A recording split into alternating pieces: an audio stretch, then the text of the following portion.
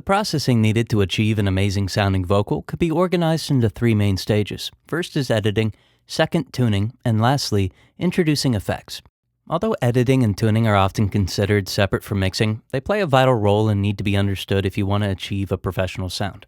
So instead of jumping into adding this plugin and then that plugin, let's cover advanced vocal mixing, presented in three stages.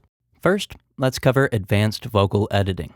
So editing is like the black sheep in audio. Nobody really wants to talk about it, but if you start editing your vocals, you'll notice a massive difference in the quality.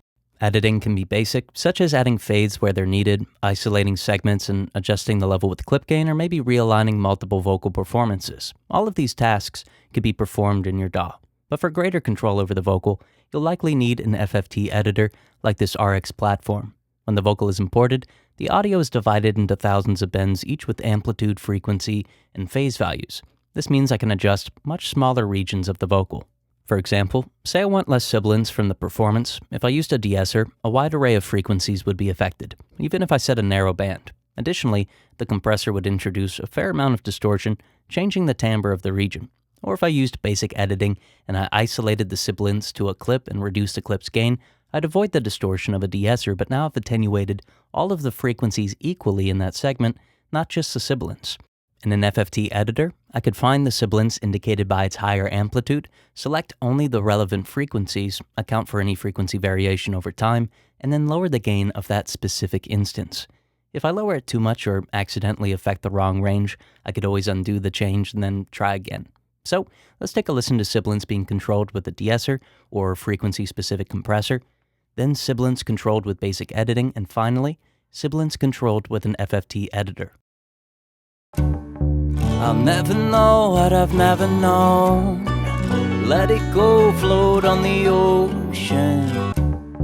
I'll never know what I've never known.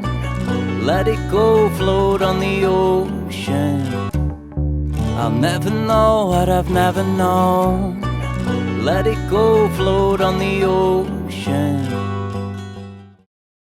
Controlling sibilance is really just the start of what you can do. Say the vocalist has a dry mouth when they're singing, and now these small clicks can be heard between vocal phrases. Without FFT editing, you'd be stuck with this sound and it would only get louder the more you process the vocal. Again, you could find the section and highlight, reduce the amplitude with the gain module or function, and repeat for all instances. If attenuating it sounds unnatural, copy the same frequency range from another part of the vocal and paste it over the needed area. Use the fade tool to create a natural blend between the original and the pasted range. The same could be done for any electrical pops, clicks, plosives, or basically anything that needs to be attenuated. Now this is definitely going to take a lot of time, but it'll sound a lot better in the long run.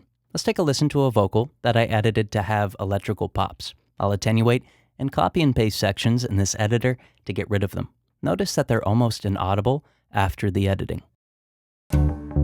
I'll never know what I've never known. Let it go, float on the ocean. I'll never know what I've never known. Let it go, float on the ocean. Last up in the editor, let's attenuate unneeded frequencies and then check the signal's phase.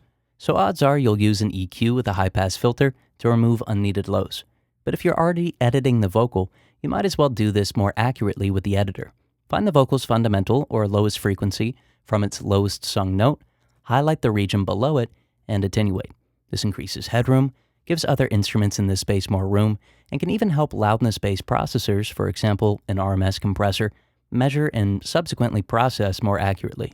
Now, if you plan on heavily compressing or saturating the vocal, consider attenuating frequencies above 21 kHz to avoid aliasing distortion. Again, select the range and use the gain module to reduce the amplitude. Now, some of you might think that this is strange, but it's incredibly similar to what an oversampling function does, except with FFT processing instead of a less accurate linear phase filter. Lastly, check the phase of the recording. It's possible that the peaks and the troughs are offset, which could affect how a processor measures the signal. The phase module will suggest the rotation and can make the needed changes. Now, this doesn't change the frequency response or the amplitude, it only changes the phase angle to remove any offset.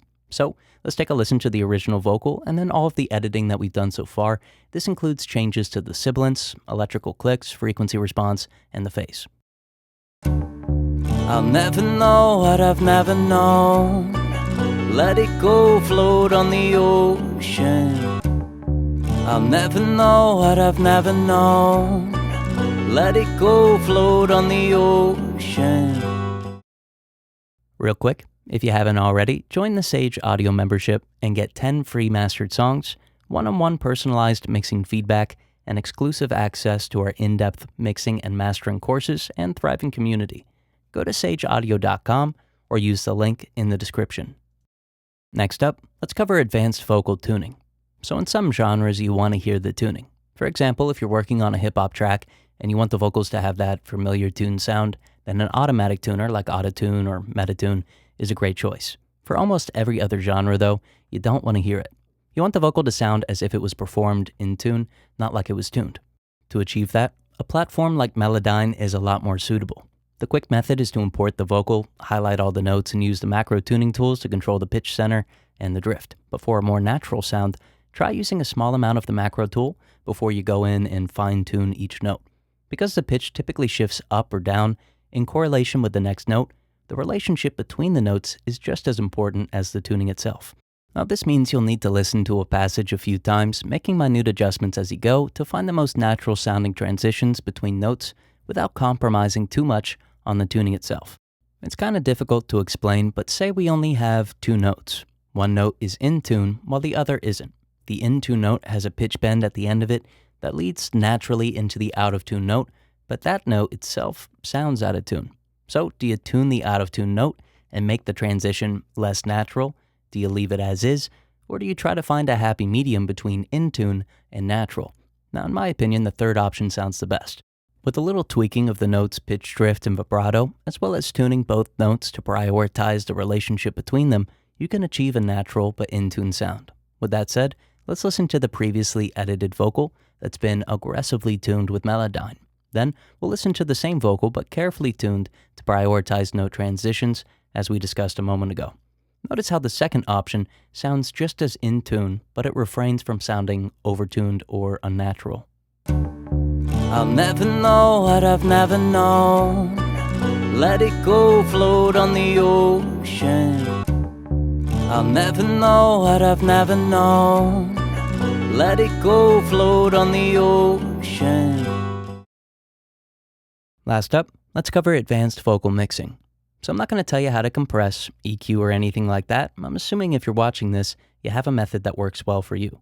Instead, let me show you a couple of advanced tips that should help elevate your vocal production.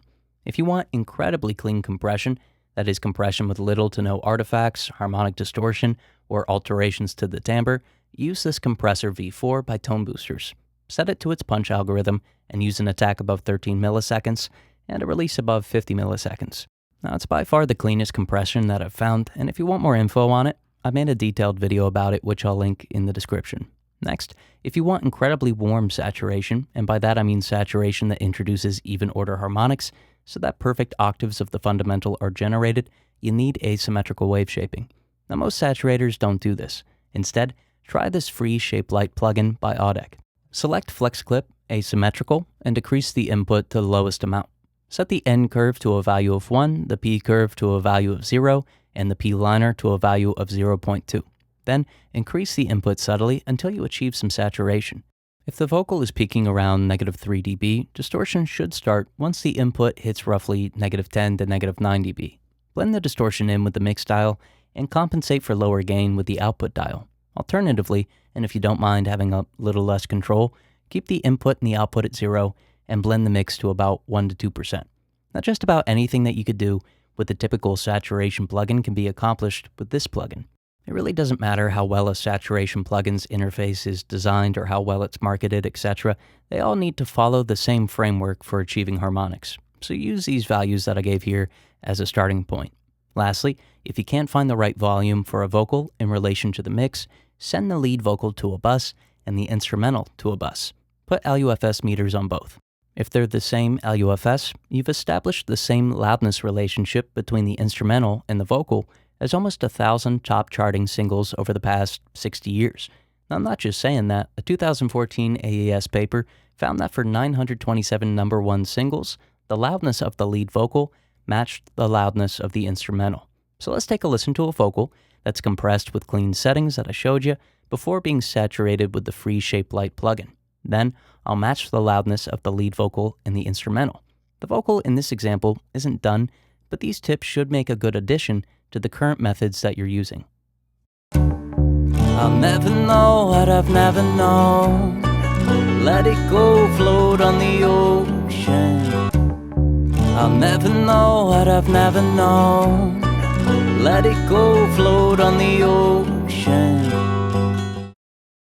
As I mentioned earlier, if you haven't already, join the Sage Audio membership and get 10 free mastered songs, one-on-one personalized mixing feedback, and exclusive access to our in-depth mixing and mastering courses and thriving community. Go to sageaudio.com or use the link in the description.